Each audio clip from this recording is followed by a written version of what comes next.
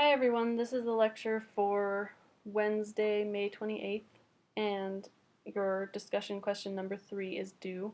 This lecture covers readings from yesterday and today, so on symbolic violence and social capital and symbolic capital, as well as race and social science perspectives on race.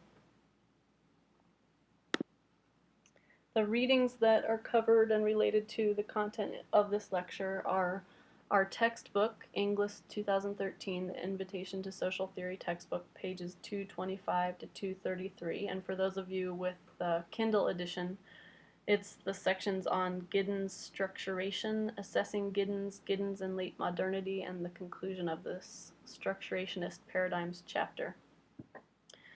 We are also going over Norma Mendoza-Denton's Chapter 5 of Homegirls. The chapter is called Muy Macha, Gendered Performances and the Avoidance of Social Injury. We'll be talking a little bit about Lance Gravely's article, How Race Becomes Biology, the Embodiment of Social Inequality, which continues on Nancy Krieger's ideas that we looked at last week. And then last, Haney Lopez's article, Chance, Context, and Choice in the Social Construction of Race, which provides a kind of case study that shows some of the social constructedness of race. By the end of this lecture, you should be able to define social capital, symbolic capital, and symbolic violence, and these are all related to the theories of Pierre Bourdieu. So we're going to go over Bourdieu's concepts of capital, and these are the three parts of that I would like you to pay attention to for this particular discussion. You'll be able to understand the concepts of agency within social structure, which is related to the theory of Anthony Giddens in the textbook, to think about how race and gender involve performance and how chance, context, and choice are involved in shaping people's race and gender identities. And also, you should be familiar with current social science understandings of race as a social construct. So Pierre Bourdieu outlined 4 forms of capital, and these are really important in social theory. The first one is pretty straightforward, economic capital, which refers to money or anything that has an actual exchange value. The next one is social capital. Social capital is the capital that you gain from who you know, your social network, the people who are there for you when you need them. Social capital means it's not money, but you have a social network to draw on if you need something, so it has a particular value in your life. That's what social capital is. And then cultural capital is different from social capital. Cultural capital is your knowledge about how to behave according to the norms and expectations of your particular culture. So having the right kind of manners, eating the right kinds of foods or the right way, wearing the right clothes, knowledge about music, art, etc., that gives you a social status. Bourdieu did a study on cultural capital, and he found that knowledge about particular types of music, such as classical music or ballet as an art form, ability to talk about different kinds of art, were correlated directly with social class, that different social classes had different ideas or different ways, different music that they liked, different knowledges about particular areas of the culture. An example of cultural capital that's today that you might be able to think about is the idea of someone who's a foodie, someone who really knows how to basically gain social status through what kinds of food they eat and their knowledge about food. This is a cultural capital. Symbolic capital is a little bit more arbitrary than the other 3 forms of capital. Symbolic capital is often described as honor or prestige that comes from other forms of capital being recognized by others as a legitimate source of value. So symbolic capital is like you take your economic capital, your money, and you go buy a fancy car. And people can see this car and see that if you have a fancy car, such as an Audi, that is a display of your wealth, of your social class, of whatever it is that you're displaying. That's a form of symbolic capital. People can see it. And if it's legitimized or recognized by other people, then it becomes a form of symbolic capital that gives you honor or prestige. So an example of social capital that comes up in our readings for this week is gang membership. In Mendoza-Denton's chapter, gang girls carefully demonstrate their group membership through various practices based on how they look and how they present themselves in particular contexts. So also, an important aspect of social capital is that if you become part of a group, you also have to maintain this social capital by conforming to the group's expectations of your behavior and your dress and how you look. There's an example in the chapter about a girl at a quinceañera who is finicky about eating in front of other people, and the gang girls say, well, that's not our kind of people. We aren't like that about food. So even that simple gesture of feeling uncomfortable about eating in front of people became a threat to her social capital. She wasn't conforming to this group expectation for what this group of people should behave like. So it's really important to have a social network, to have a group of people who have your back or who support you when you need it. So social capital is something really necessary, but there's also a downside to social capital, and gang membership is something that's often used as an example of the downside of social capital, in the idea of group expectations that are leading people to act in ways such as violence that they might not choose on their own, but that they have to do to display their group membership to maintain their social capital. Symbolic violence is something that the speaker in the video that we watched talks about a little bit.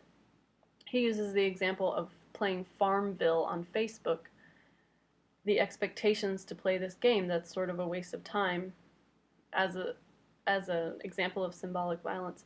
I'm not sure that's a great example, but social pressure to behave in a particular way that has negative consequences for yourself, but that you would see as being in your own interest. So something that you would do because you feel like it's in your best interest to do it, but that's actually social pressure that's imposed on you and actually has negative consequences for you. So part of this is the idea of structural violence is also important to understand here. Structural violence is the idea that the social structure is basically stacked against particular types of people, or not types of people, groups of people that are regularly marginalized in society. But these groups come to see this domination or this social status as natural. This is symbolic violence. The way that people see those few and far between success stories, that if you just work hard enough you can achieve the American dream. But the truth is that the social structure is built in a way that people from some groups simply don't have the same chances that others do, and their success is far less likely. Yes, there are occasional cases that are always highlighted where people are successful even if they came from a poor New York City neighborhood where there was gang activity or whatever it is. But the fact is that the social structure is often a huge factor in whether people are able to gain other forms of capital, such as economic capital or success in our society, in quotation marks. This is a form of symbolic violence where people are made to believe that it's just that they're not working hard enough, that the reason they aren't successful is just that they need to work harder. Gender violence is another aspect of symbolic violence that's important, and one of the most common ones. So an example of gender violence is the example from the book, from the chapter in Homegirls, where the gang girls were dressed up as girls on Geraldo's talk show. This is a form of symbolic violence where when the girls were dressed up as pretty regular teenagers, and then they were told by the audience and by this show, oh, you look so pretty now, look how pretty you are inside. This is a way that their normal identity, their chosen identity, the way that they normally dress, is being delegitimated. This open approval of when the girls are dressed up like girls is actually an underlying disapproval of how they choose to present themselves in everyday life. It's basically saying the way that you looked before is not beautiful to us, and it's not acceptable. It's not acceptable for someone of your gender. And Mendoza-Denton talks about that, and it's also a great illustration of symbolic violence. So in the part of the book that we read for this week on Giddens' structuration, what Anthony Giddens is concerned with, and a lot of social theory is concerned with, is the question of agency versus social structure. How much are humans able to act independently of the society that they're socialized into, independently of the social structure, versus how much does the social structure constrain our actions? Not just constrain our actions, but constrain the possibility that someone would even think to act in a particular way. So this is a major question in social theory that Giddens is trying to address in the structurationist paradigm, the sociological term for it. Giddens' argument is that all people have the capacity to choose from different courses of action. No matter how constrained they are by the social structure, Giddens argues, they have some choice in what actions they choose to take. And over time, the choices that people make do have an impact on the social structure. This is how social change occurs, according to Giddens. So Giddens leaves room for both social structure perpetuating itself and for human agency changing the social structure. He says structure creates practices, so social structure leads people to act in a particular way, and practices create structure, which means that the way people act also creates the social structure. So the example of this in the book was that a university is an institution that's perpetuated every time a new person signs up to be a student and becomes a student. And Giddens points out that you're a student in other contexts, not just while you're sitting in class. You would probably refer to yourself as a student in all contexts during the time that you're affiliated with this university institution. But where agency comes in, and where his argument comes in, is that although this social institution is perpetuated and constrains the actions of people, at some point, if people were to stop going to the university, stop becoming students, then this institution would cease to exist. In his opinion, the social structure doesn't exist outside of the people, outside of the agents. So human agency is what leads to change in the structure over time. The idea of performance is something that we will also get to next week from Erving Goffman's The Performance of Self in Everyday Life. But for this lecture, I'm going to go over performance, or just introduce the idea a little bit. In this context, performance refers to the way that we dress, the way that we talk in particular contexts, the way that we present ourselves to particular people, as a way to show who we think we are and what values we hold, and display ourselves to others. Say, this is who I am. I dress in a particular way, I talk in a particular way, I have particular values. And presenting those to others is a form of performance. It's a performed identity. So that's what these authors are talking about when they talk about performance in this context. Judith Butler argues that all gender roles are a form of performance. She looks at drag shows and drag queens as a destabilization of gender roles, where drag queens outwoman women. They take these gender roles to the extreme and show kind of how they can be thrown off, and they are a performance. And Butler argues that all actions, all times that people act as either a man or a woman is supposed to act, is a form of copying. It's a learned behavior and a performed behavior. So there's not a particular way that women are. This is something that women learn to do. It's a being a woman is something that girls are taught how to do, to perform in particular contexts. So what Mendoza-Denton is looking at is how gang girls perform their identities and perform gender in particular contexts. So dressing in ways that don't go along with the gender expectations is part of their symbolic capital. It's part of how they gain respect in contexts where they might not otherwise be respected, where girls are not respected. If they were to come in dressed as high school girls, they would not get the same respect that they get as when they're dressed up with their gang girls, their social capital displayed in everything about their person when they walk into a place. And then on the other hand, Mendoza-Denton talks about how when the girls want to go out in groups in public and they want to avoid, say, attention from the police that would pick them out as a gang, they dress up as girls, almost as a costume. They don't see it as their true selves. They dress up as girls to avoid negative attention. So they know how to dress up as their gender to avoid any kind of attention, to downplay their actual identity.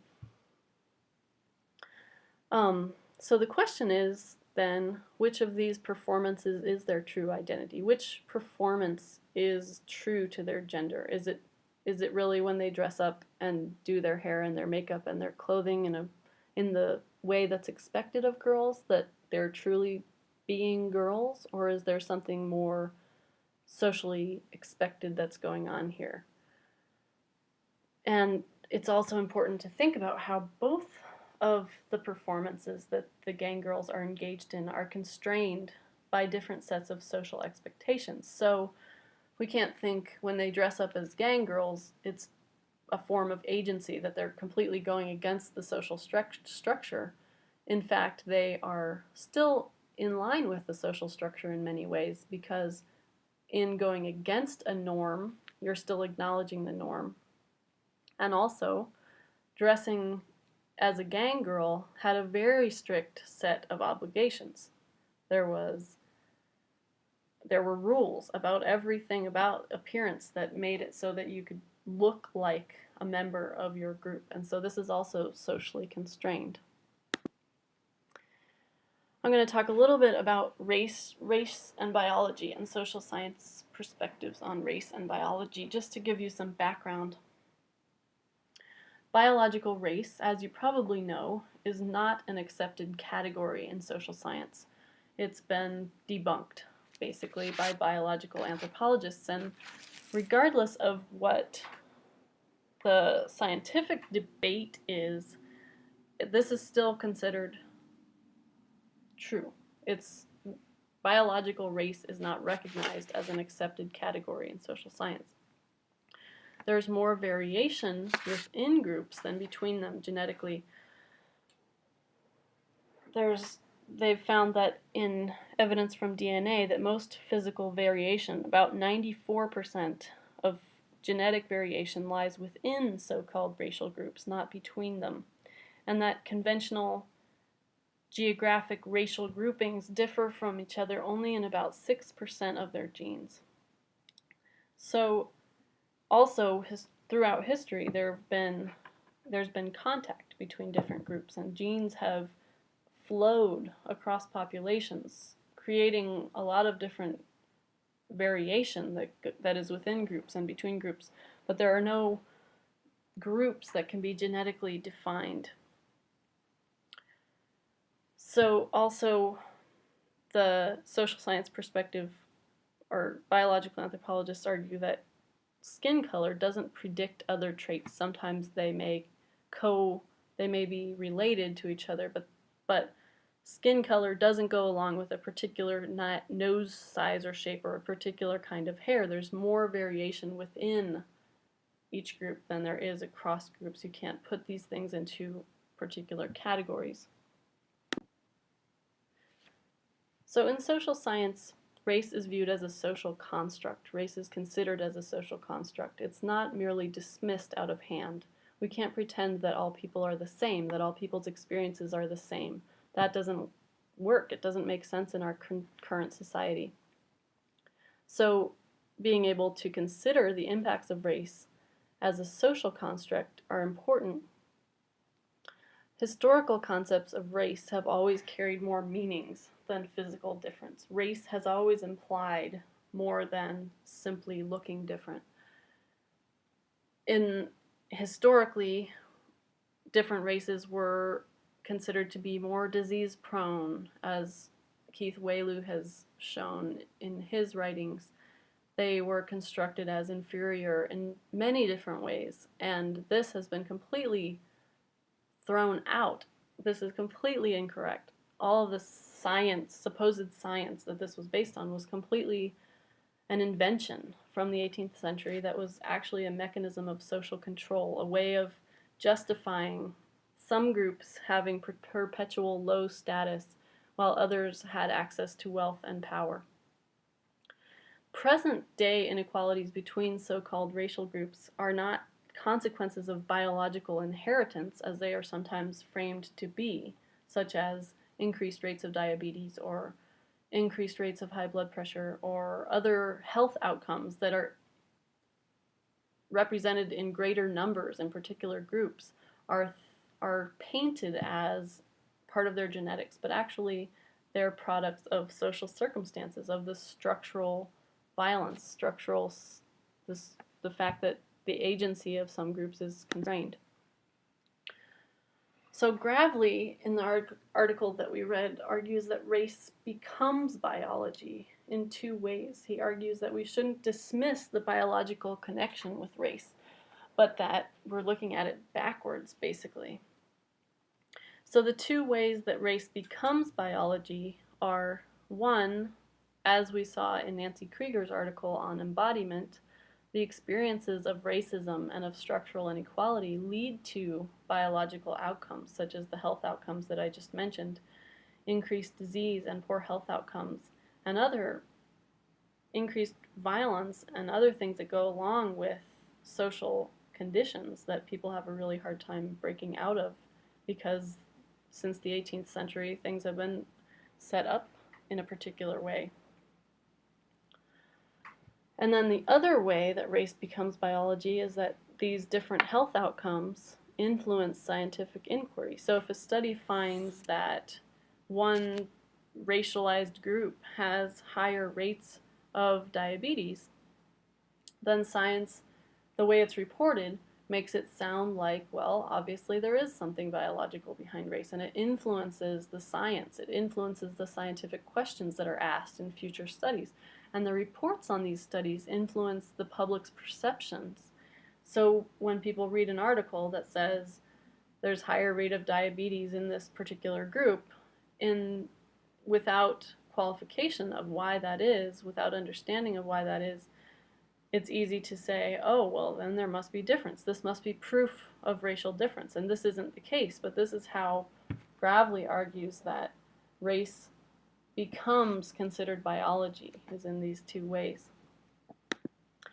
In the article that we read by Haney Lopez, called Context, and Chance, or Context, Chance, and Choice, he uses the case study of a family from Puerto Rico who were to show how chance, context, and choice were all very much involved in the racial identity of this man named Puri's family and in his experiences as an immigrant to the United States.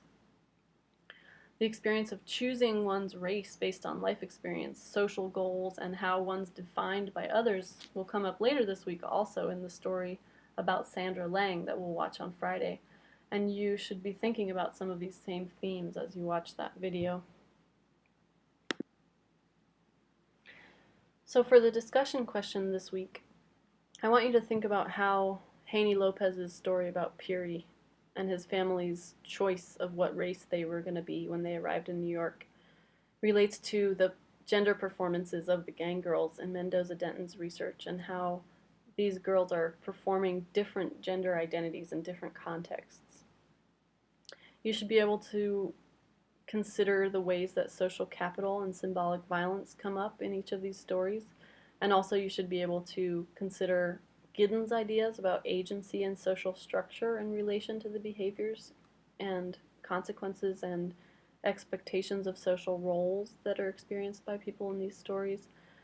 You should also be able to think about Gravely's discussion about how race becomes biology. Think about this from a gender perspective and from the agency and social structure perspective. You should be able to relate all these things together. If you have any questions, please don't hesitate to contact me, and I'll be happy to work with you on an individual basis.